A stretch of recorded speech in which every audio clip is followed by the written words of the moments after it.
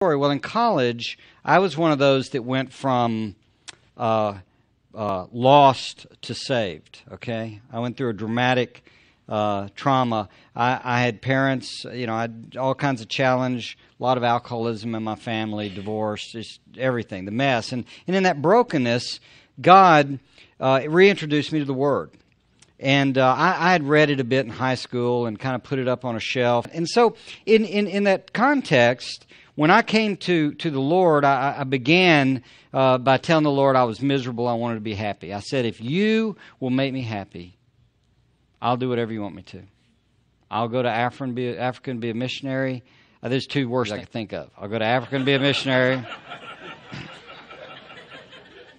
And I'll marry somebody that doesn't kiss. So at least I didn't go to Africa. But anyway,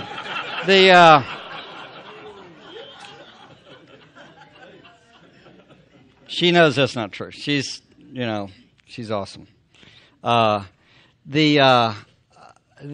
truth is that I'm sitting there wrestling with the fact that I had asked Jesus into my heart. I'd, quote, given my life to God. I'd prayed to be happy. I'd done this stuff. Well, when I prayed that prayer, God brought the Bible to me. And so I began reading the Bible 4 to 6 hours every day for about 6 months. I might have continued that if someone hadn't taught me how to have a quiet time.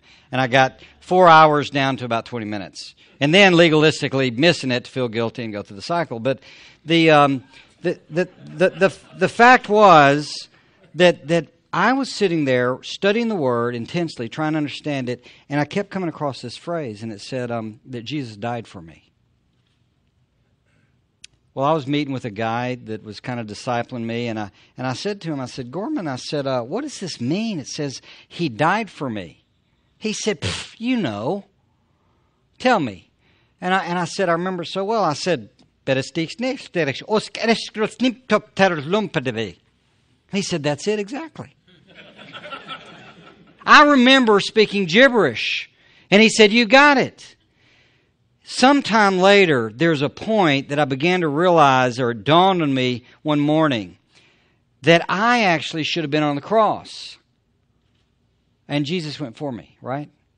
And He was on the cross in my place. He took my sin and put it on Him. He took His righteousness, put it on me.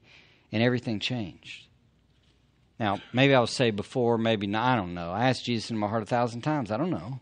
I don't know about the refinements of that stuff, but I know this. When I stepped into assurance, it's when I didn't look at myself and didn't look at my commitments and didn't look at the prayers I prayed and the aisles I walked. It's when I looked at Jesus Christ. Now, if you get that, you can sleep for the rest of the message because there's the point.